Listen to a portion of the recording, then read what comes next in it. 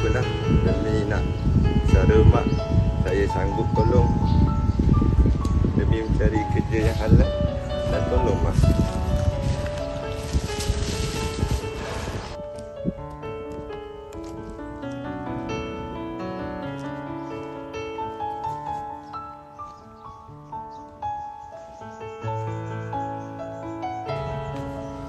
Tanggang, marilah makan dengan mak. Sudah-sudahlah kerja tu.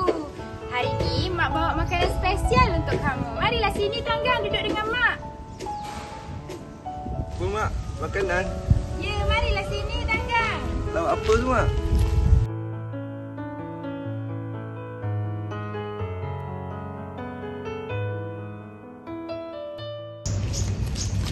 Tanggang! Hei, Belalang. Kau kenapa? Hei, khabar baik. Kau macam mana? Alhamdulillah, aku sihat je. Ada kerja untuk kau ni sekarang ni. Ya apa tu? Tahu kan? Satu kerja ni, gaji dia besar. Oh, Tapi kau kena kerja lama sikit dah. dalam masjid. Dalam 2-3 tahun macam tu. Macam aku pun nak ikut juga. Boleh macam tu. Tapi boleh ke mak kalau Tanggang nak pergi ikut kerja dengan kawan Tanggang? Boleh je Tanggang. Mak dah cakap rezeki tak salah alamat. Ini rezeki untuk kamu lah ni. Oh, baiklah. Terima kasih mak. Kalau macam tu, esok pagi kau pergi rumah aku, okey? Okey, esok pagi. Okey. Pergi dulu Boleh. Bye. Assalamualaikum. Salam.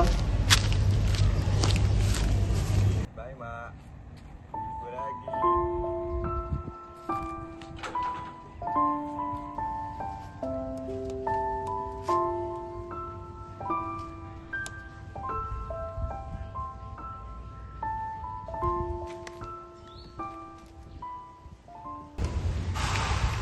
Bilalah Tanggang nak balik. Dah lama Tanggang tinggalkan mak. Mak duduk seorang je kat kampung ni. Risau juga mak Tanggang dekat sana. Yalah, Tanggang cari duit. Mak kena reda.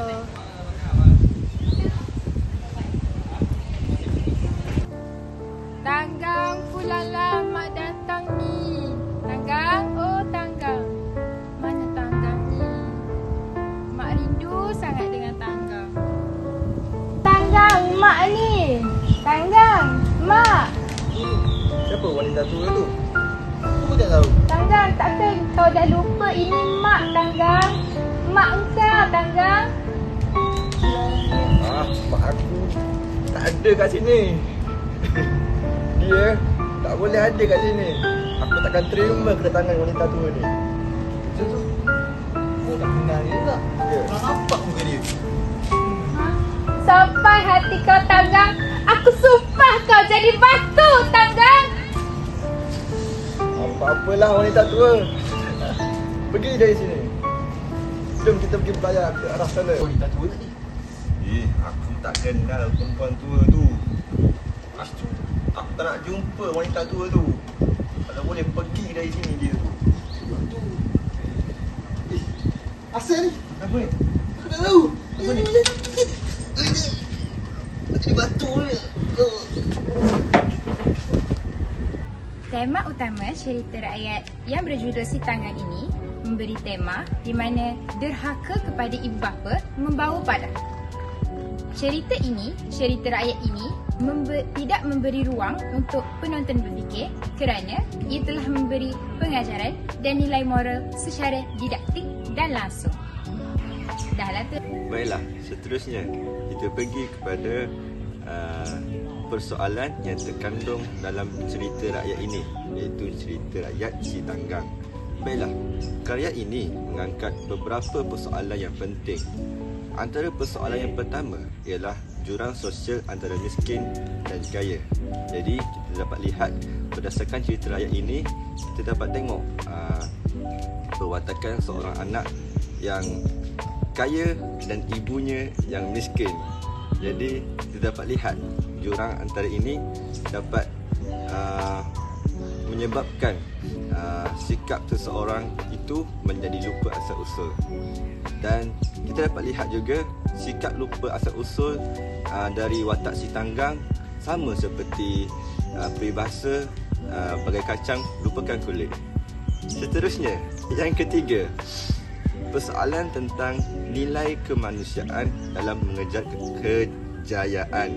Jadi dalam cerita ini kita dapat belajar bahawa nilai kemanusiaan dalam mengejar kejayaan, kita mestilah masih memberi perasaan yang simpati kepada orang yang memerlukan dan orang yang kita sayang, walaupun kita telah berjaya dan mendapat kejayaan yang sempurna ketika kita berada di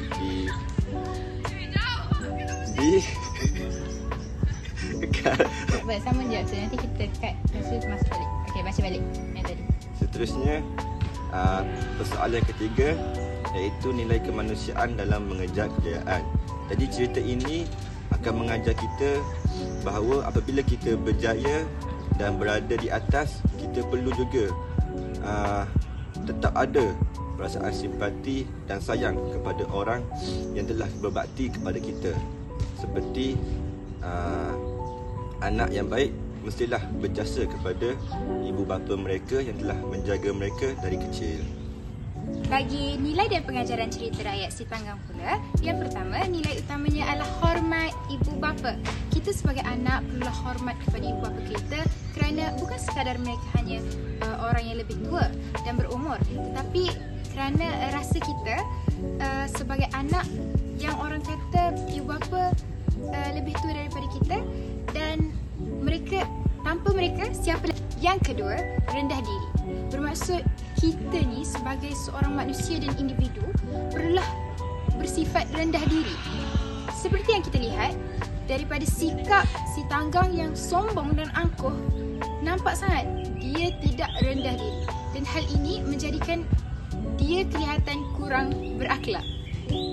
Pelik dah. Pelik dah. Okey. Jap. Okey. Dan yang ketiga adalah jangan kita lupa asal usul kita siapa.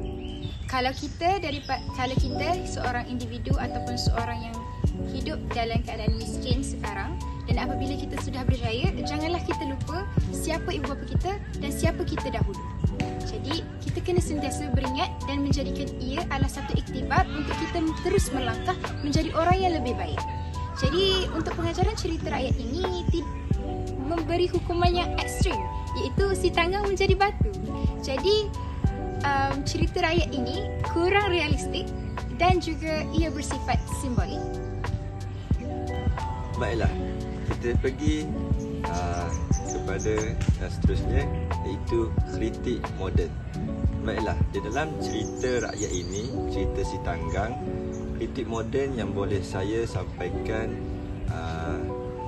iaitu dari perspektif moden.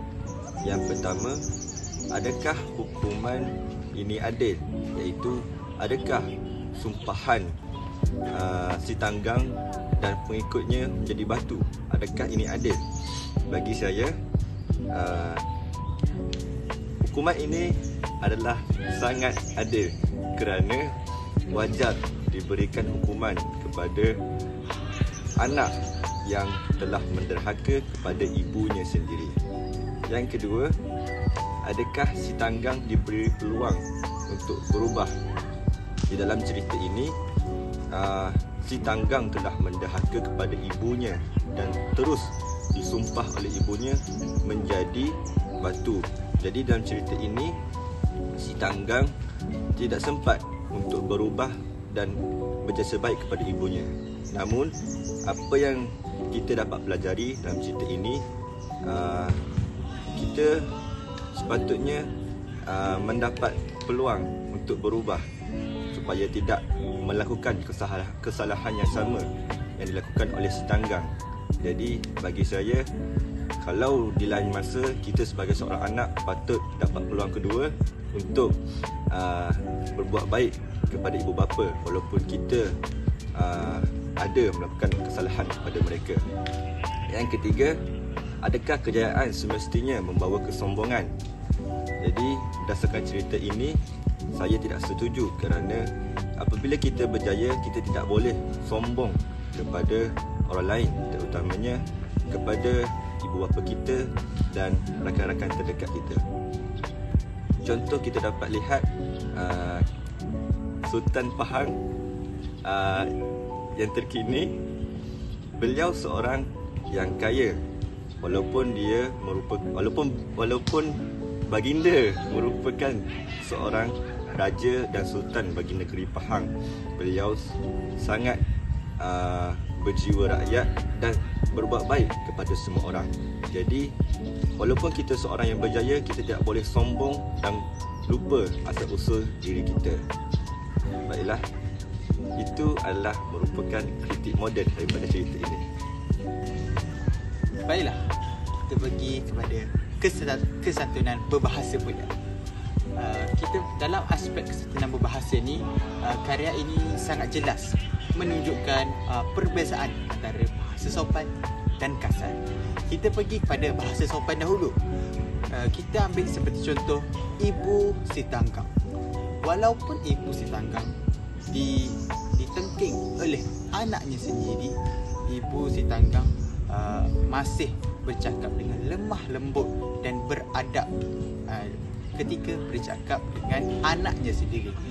Ini menunjukkan kesantunan berbahasa yang sangat baik yang ditunjukkan oleh Ibu Si Tanggang, di mana walaupun orang lain berbuat jahat kepada kita, kita perlu berbuat baik kepada dia. Baiklah, kita pergi kepada Si Tanggang pula, iaitu menunjukkan contoh kesantunan yang sangat kasar, di mana Si Tanggang bercakap kasar ketika berjumpa dengan ibu dia ketika dia sudah berjaya. Ini menunjukkan keangkuhan seorang anak ataupun seorang individu ketika sudah berjaya. Dalam konteks kesantunan berbahasa pula, dia menunjukkan percakapan yang amat kasar dan tidak boleh digunakan dalam konteks apa-apa percakapan sekalipun.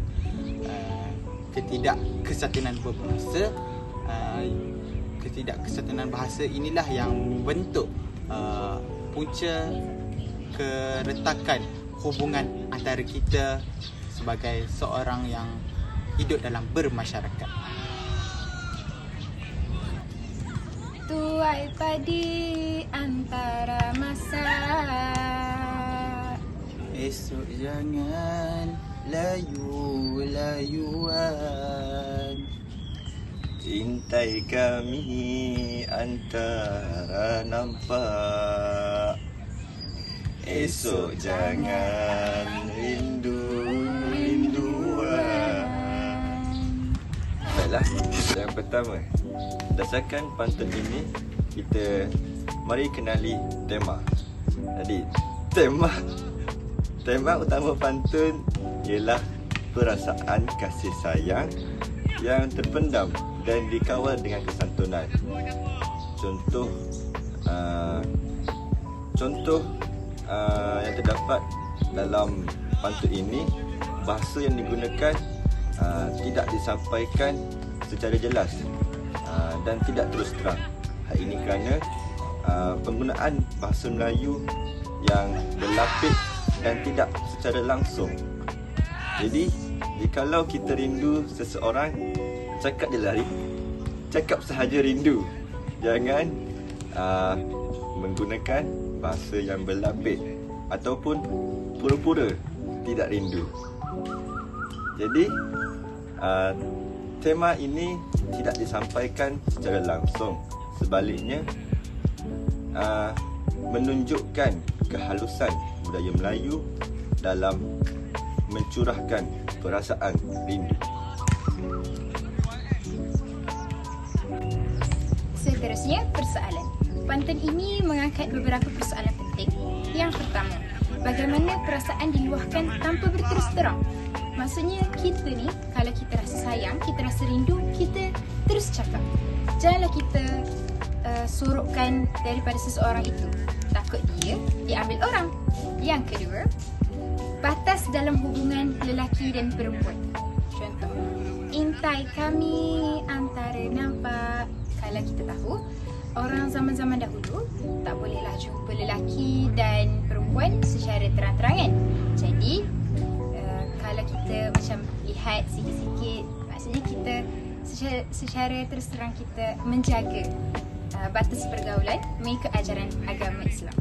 Dan yang ketiga, ia menunjukkan peranan adab dalam komunikasi, di mana walaupun kita berbeza jantina, perempuan dan lelaki, kita kenalah menjaga tutur kata dan bahasa kita supaya kita tidak tersalah kata ataupun menyinggung perasaan satu sama lain. Dan ini akan mencerminkan kesantunan berbahasa orang-orang Melayu kita. Persoalan ini bersifat halus dan tidak agresif. Ia sesuai dengan norma masyarakat tradisional, tetapi mungkin dianggap terlalu berlapik oleh generasi moden kerana tidak secara terus terang. Seterusnya, mari kita pergi kepada nilai dan pengajaran yang terkandung dalam pantun ini. Baiklah, nilai yang diketengahkan ialah kesopanan dalam meluahkan perasaan.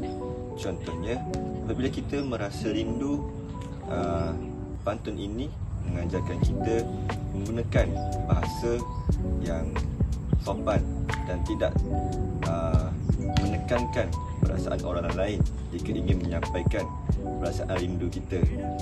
Jadi, walaupun kita rindu, gunalah bahasa yang boleh menyesuaikan diri kita dengan orang lain. Seterusnya, nilai menjaga batas hubungan. Apabila seseorang yang mempunyai perasaan rindu terhadap orang yang diminati, contohnya seorang lelaki yang rindu kepada seorang perempuan yang diminati olehnya, tetap perlu menjaga batas hubungan kerana ajaran Islam dalam masyarakat Melayu mementingkan nilai batas dan hubungan antara lelaki dan perempuan yang bukan mahram. Seterusnya, menghormati perasaan orang lain. Jadi, apabila kita mempunyai perasaan terhadap orang yang kita minati, kita perlu juga mengambil berat terhadap perasaan orang lain dengan tidak memberikan ruang yang tidak selesa kepada orang yang kita minati. Jadi, walaupun kita merasa rindu, kita perlu juga menghormati perasaan mereka.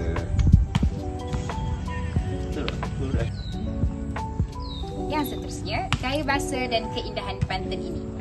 Keindahan pantun ini terletak kepada pembayang.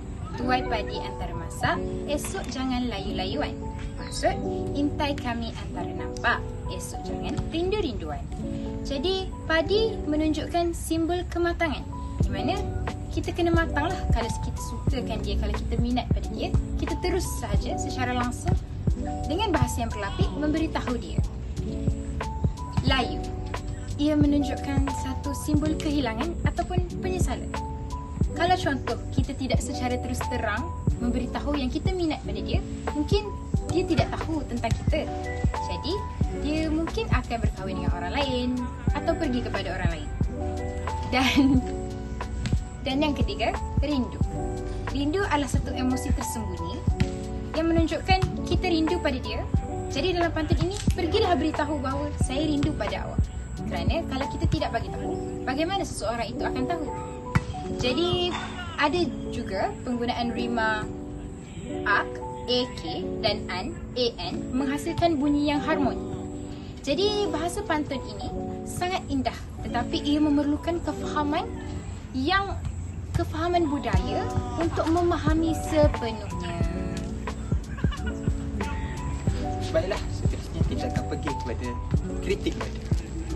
Dalam konteks moden, adakah cara berkias ini masih relevan atau generasi kini lebih memilih komunikasi terus? Baiklah, untuk menjawab persoalan ini, saya rasa berkias ini masih relevan dalam konteks zaman sekarang, kerana kita lihat dalam konteks suka kepada seseorang, ramai yang masih lihat dia daripada jauh ataupun hanya berkias ketika bercakap dengan seseorang yang dia sukai. Dan generasi kini lebih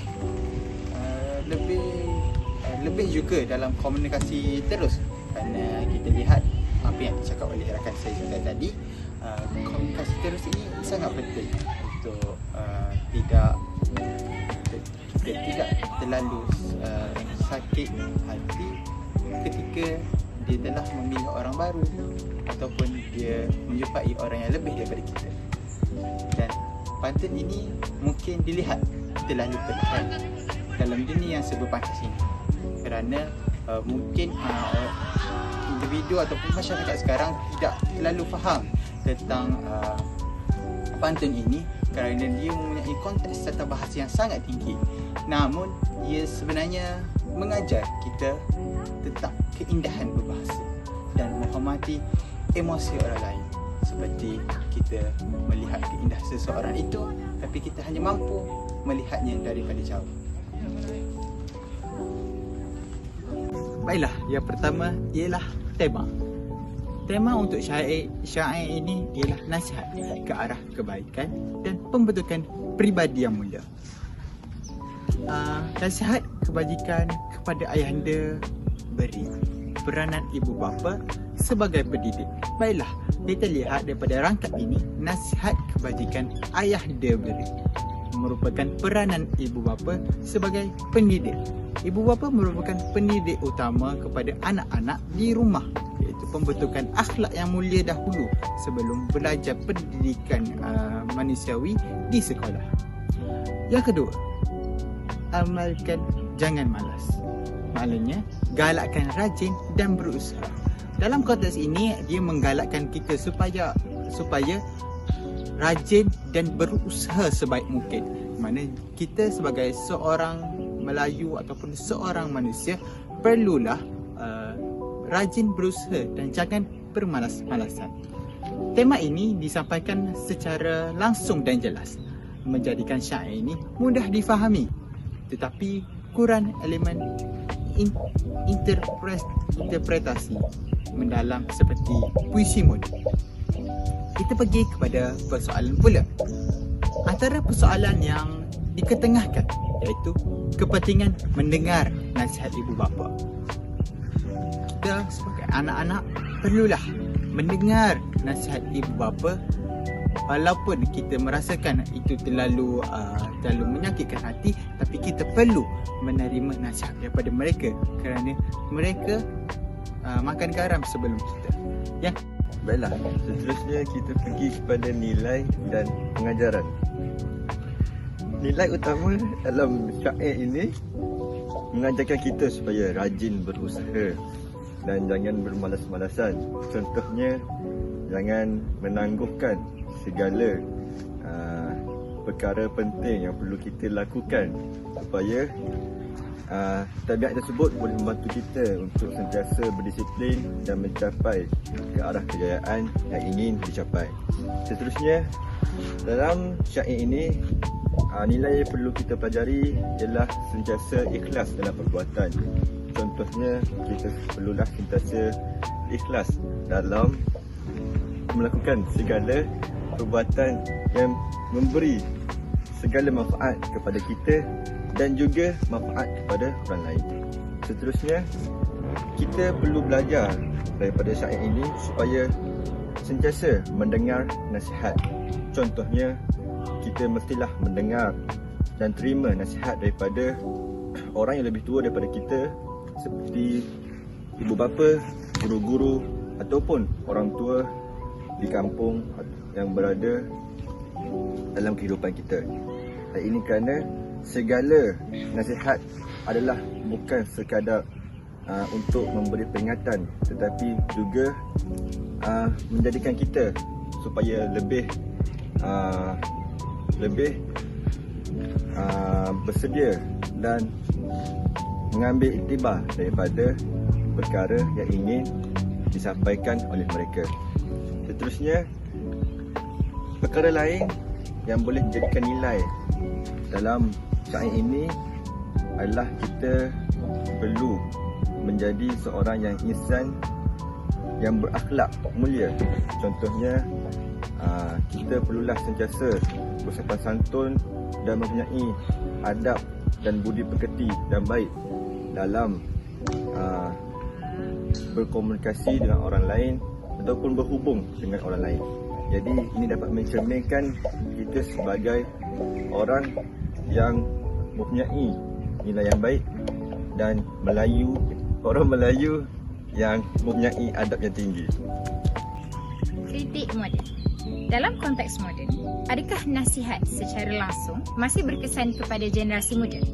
Ya, kerana apabila nasihat secara langsung ini diberikan kepada generasi muda, mereka akan dapat memahami dan menginterpretasi apa yang dikatakan dan mengambil perkara tersebut sebagai satu iktibar dan pengajaran dalam hidup mereka.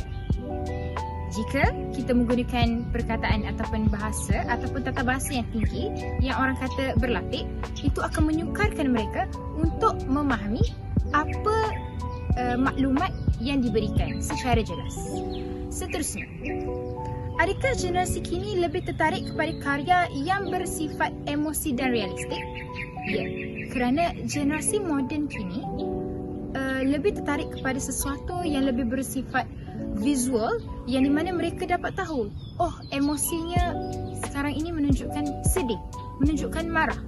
Mereka lebih melihat kepada ekspresi wajah dan juga cara ataupun gerak badan dan gerak tubuh seseorang, serta sesuatu yang realistik yang di mana boleh dikaitkan dengan alam dan lain-lain. Syair ini mungkin dianggap terlalu berterus terang, tetapi masih relevan sebagai medium pendidikan nilai dan akhlak, di mana bila bapa mengajarkan ataupun memberi satu pengajaran untuk anak-anak generasi muda masih mendengar kata ibu bapa. Awal lagi. Okey. Seterusnya, kesantunan berbahasa. Dari aspek kesantunan berbahasa, syair ini menggunakan kata panggilan sopan seperti tuan ayah dan ayahanda, serta anak kanda. Jadi, di sini kita dapat tahu bahawa panggilan tersebut adalah satu panggilan yang sopan. Contoh, kalau kita panggil ibu bapa kita di rumah pun, ibu, emak, bonda, ayah, papa, ayah. Jadi, itu adalah satu panggilan yang sopan dan menunjukkan kita hormat dan kenal siapa dia.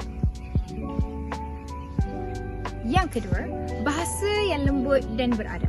Syair ini menunjukkan bahasa yang lembut dan beradab, di mana orang kata berlapik. Jadi, ini tidak akan menyentuh isu-isu sensitif dan menunjukkan bahawa budaya Melayu adalah satu budaya yang mencerminkan kesantunan berbahasa. Dan yang terakhir, tiada unsur kasar, di mana tiada kata-kata yang negatif ataupun unsur-unsur yang tidak bagus dalam syair ini, yang menunjukkan bahawa syair ini sesuai dan relevan untuk semua generasi. B. Kesantunan ini menunjukkan nilai budaya Melayu yang tinggi dan komunikasi kekeluargaan. Apabila bersama dengan keluarga, kita perlulah berkomunikasi secara terus terang dan memberitahu apa yang kita tidak suka dan apa yang salah supaya kita tidak menimbulkan masalah dan konflik kekeluargaan. Titik. Dah. Kritik moden. Dalam konteks moden, adakah nasihat secara langsung masih berkesan kepada generasi muda? Ya, kerana generasi muda ini kurang mengerti arti apabila bercakap berlapik. Kalau contoh, seorang ingin mengajar ataupun memberitahu kesilapan seseorang generasi muda itu, mereka perlu bercakap secara terus dan tidak berlapik. Oh, bukan maksud. Jadi berlapik tapi tak secara terus kan maksudnya? Berlapik tidak terus. Oh iya ke? Okey, mulalah. Mula Tak boleh gila dah.